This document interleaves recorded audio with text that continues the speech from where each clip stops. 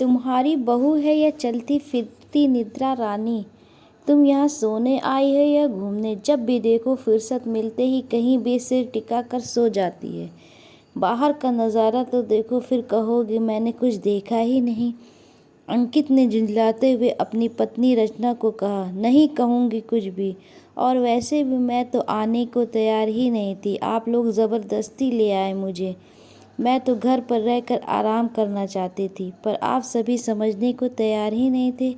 रचना का गुस्सा भी आज फट पड़ा। बहुत दिनों बाद अब यहाँ भी शुरू हो गए दोनों।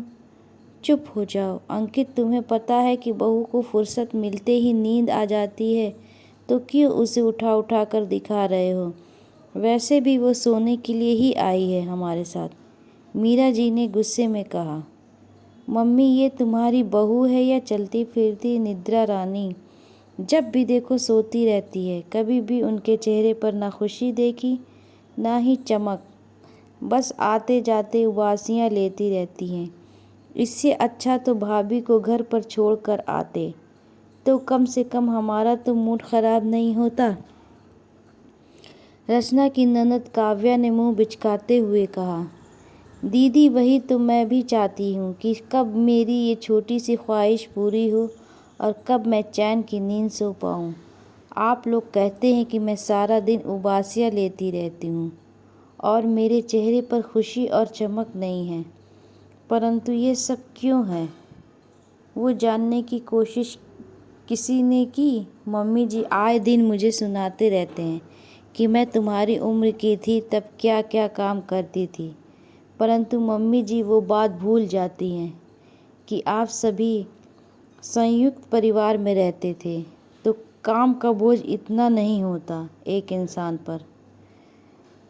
यहाँ तो पानी का गिलास तक हाथ में देना पड़ता है। सब आराम करें, पर मजाल है कि मैं चैन से 2 निवाला भी खाऊं। सुबह 4 बजे से रात में 12 बजे तक मैं एक पैर पर खड़े होकर सबके नखरे उठाती हूँ। कभी कभी तो थकान इतनी हो जाती है कि मुझे नींद भी नहीं आती।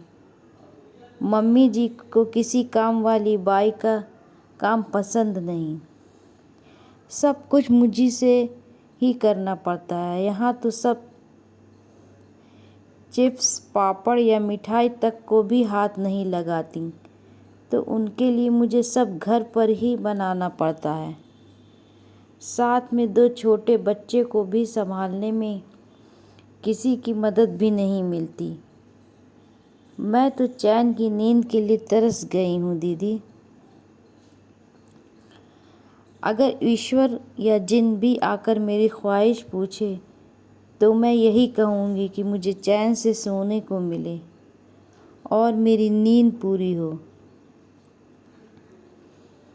कहते कहते काव्या और मीरा जी ने नज़रें नीचे झुका लीं और अंकित ने गाड़ी को साइड में रोका। पहले रचना को शांत कर पानी पिलाया और उसका हाथ थामे हुए कहा, तुम्हारी ये ख्वाहिश आज पूरी करोगी। आज रात तुम जल्दी सो जाओगी, कल सुबह जल्दी नहीं उठोगी,